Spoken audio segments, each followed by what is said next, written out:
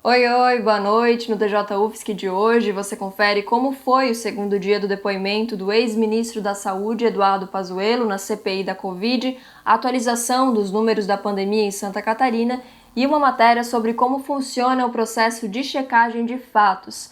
É logo depois da vinheta.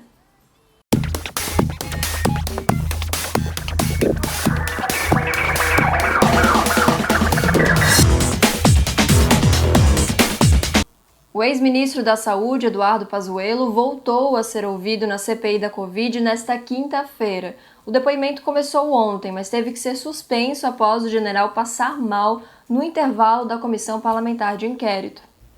O primeiro a questionar foi o senador Eduardo Braga, do MDB do Amazonas, que indagou sobre o episódio em um shopping de Manaus em que Pazuello foi flagrado sem máscara. O general garantiu que acredita nas medidas de proteção. Durante o depoimento, também disse que o governo Bolsonaro chegou a discutir uma intervenção no Amazonas durante a crise no sistema de saúde, mas desistiu depois de ouvir o governador Wilson Miranda Lima afirmar não ser necessário. Além disso, o ex-ministro afirmou que a responsabilidade pela falta de oxigênio em Manaus foi da empresa fornecedora e da Secretaria de Saúde do Estado. Mudando de assunto, nesta quinta-feira, o Maranhão registrou os primeiros casos da variante indiana do coronavírus no Brasil. A informação foi confirmada pelo secretário estadual de Saúde, Carlos Lula, na manhã de hoje. E a Universidade Federal de Santa Catarina divulgou a lista de aprovados no vestibular 2021. Você pode conferir os nomes lá no site da UFSC. Agora a gente fala dos números da pandemia da Covid-19 em Santa Catarina. Os dados são da Secretaria Estadual de Saúde. Já foram registrados 940.028 casos confirmados da Covid-19. Do total, 904.234 pessoas estão recuperadas e cerca de outros 21.115 casos estão ativos. Mais de 14.679 pessoas perderam a vida por complicações da doença no estado. Checar informações é uma das funções do jornalista. Com as redes sociais e a grande circulação de assuntos, esse trabalho tem crescido cada vez mais. Mas você sabe como surgiu e como é feita essa apuração? Confira na reportagem a seguir. Conhecido como uma checagem de informações, o fact-checking aponta se uma história vinculada na mídia é de fato verdadeira ou não, por meio de pesquisas, dados e registros. Essa prática foi utilizada pela primeira vez durante as eleições primárias de 1991 pelo jornalista norte-americano Brooks Jackson. Brooks trabalhava para a filial da CNN em Washington e naquele dia ele recebeu a missão de checar se era mesmo verdade tudo o que os possíveis candidatos à presidência dos Estados Unidos diziam nos anúncios televisivos. Foi assim que Jackson fundou o Ad Police, a primeira equipe jornalística especializada em checagem de propaganda eleitoral que se tem conhecimento. Em 2003, estimulado pelo sucesso do trabalho na CNN, Jackson criou o primeiro site independente de fact-checking, o factcheck.org, que está ativo até hoje. De lá para cá, a checagem de dados se espalhou pelo mundo. Esse é o caso do Confere UFSC, uma iniciativa da Agência de Comunicação da Universidade Federal de Santa Catarina, que faz a checagem das notícias relacionadas à instituição, por meio da observação diária do que é dito acerca da UFSC nas mídias sociais. E como a gente estava começando a viver esse momento da checagem, da checagem de fatos, né? A gente elaborou essa proposta com base já no que estava sendo trabalhado na época, né? E começou a desenvolver checagens de conteúdos que envolviam o nome da universidade, né?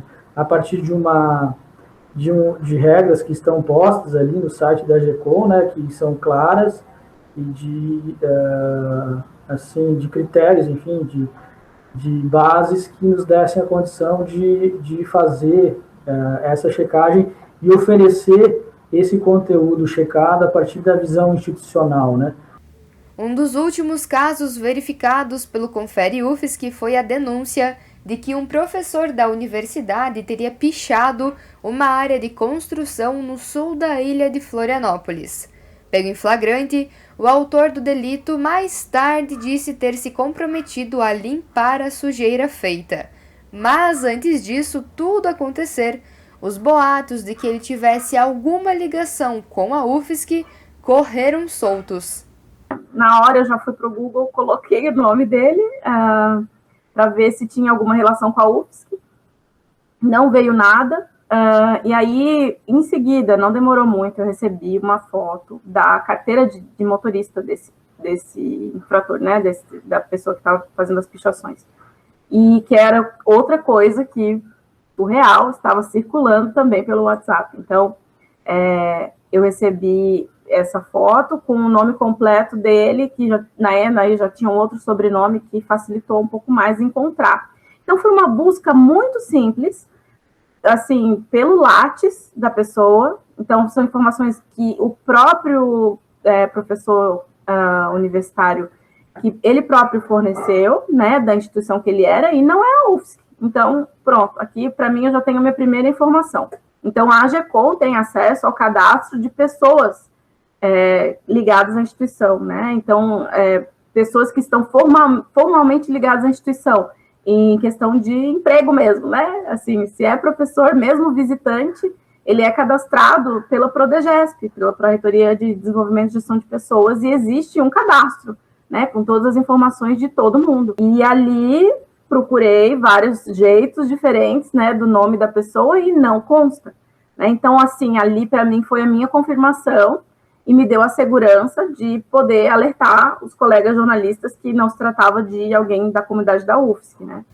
O fact-checking nada mais é do que uma forma de qualificar o debate público por meio dessa apuração jornalística.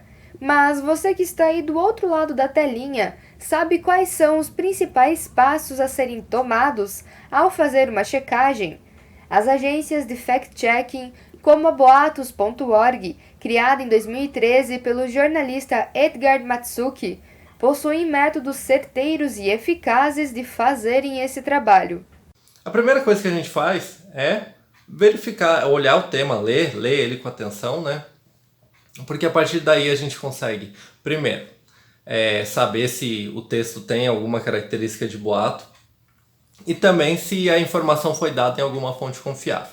Eu posso te dizer com segurança, com base na minha experiência, que se todas as pessoas fizessem isso, cerca de 70% dos boatos na internet não viralizariam se eles fizessem isso antes de compartilhar. A partir daí a gente começa a cruzar alguns dados, verificar informações menores no texto, e aí também, no caso de vídeos, a gente tenta checar a origem do vídeo, no caso de fotos a gente tenta checar a origem de fotos por meio de ferramentas que dão conta desse trabalho.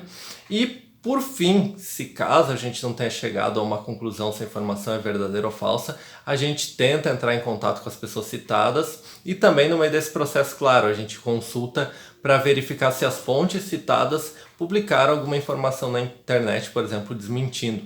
A gente também olha as fontes da informação. Muitas vezes a informação veio de uma fonte que já solta notícias falsas há muito tempo. Mas se engana quem pensa que essa prática não demanda esforços que muitas vezes podem não gerar bons resultados. Existem conteúdos que tornam esse modelo jornalístico difícil de passar pela checagem. Existem alguns tipos de conteúdos que a gente acaba tentando verificar e não consegue chegar a uma conclusão a respeito do assunto. Como, por exemplo, um áudio que é atribuído a alguém ou algum fato que aconteceu num local muito estrito, no qual a gente não consegue checar justamente por ser extremamente vago. Com o avanço da tecnologia e das redes sociais, o compartilhamento de notícias não verídicas aumentou. De acordo com pesquisadores da Fundação Getúlio Vargas, à medida que esse desenvolvimento avança, fica mais difícil controlar o problema. Principalmente após a consolidação das mídias sociais como canal de comunicação e os elementos de imediatismo e de celeridade que as mídias sociais trouxeram, a gente começou a enfrentar esses problemas que mesmo conteúdos jornalísticos, que se dizem jornalísticos e que, em tese, utilizam essas ferramentas do jornalismo, eles desinformavam e poderiam até ser ditos como fake news, né, informações falsas. É devido a essa proliferação de falsas informações que foram criados os cursos de checagem e verificação das famosas fake news. O Vaza Falciani é um deles. O projeto foi criado em 2018 pelos jornalistas Ivan Paganotti, Leonardo Sakamoto e Rodrigo Ratier, e faz parte da Rede Nacional de Combate à Desinformação. Divididos em 13 módulos, os conteúdos do curso podem ser acessados gratuitamente online. Essa iniciativa foi pensada para que todos que tiverem interesse nessa prática possam ter acesso a ela, permitindo inclusive a replicação desses conteúdos. É assim que os idealizadores do projeto visam combater essa nova era de desinformação. O projeto Vaza Falciani, ele tem como objetivo tentar educar as pessoas sobre como funcionam os meios de comunicação, em particular como funcionam as redes sociais, para que elas saibam consumir informação com qualidade e saibam identificar qual é a informação que não é verdadeira, que é falsa, que está tentando enganar os usuários, para as pessoas não se enganarem e também não enganarem umas às outras, não passarem para frente conteúdo falso. Apesar de parecer um caminho cheio de armadilhas, não é difícil se manter bem e corretamente informado. As informações verdadeiras estão apenas a uma checagem rápida de distância. A edição de hoje está chegando ao fim e essa é a minha última participação no TJ UFSC. Foram muitas coberturas e muitas pautas que enriqueceram a minha trajetória acadêmica. Agora, como formanda de jornalismo, só tenho a agradecer a todos que aprenderam junto comigo a fazer TV. Amanhã a equipe do TJ traz mais informações para vocês. Eu fico por aqui. Tchau, tchau!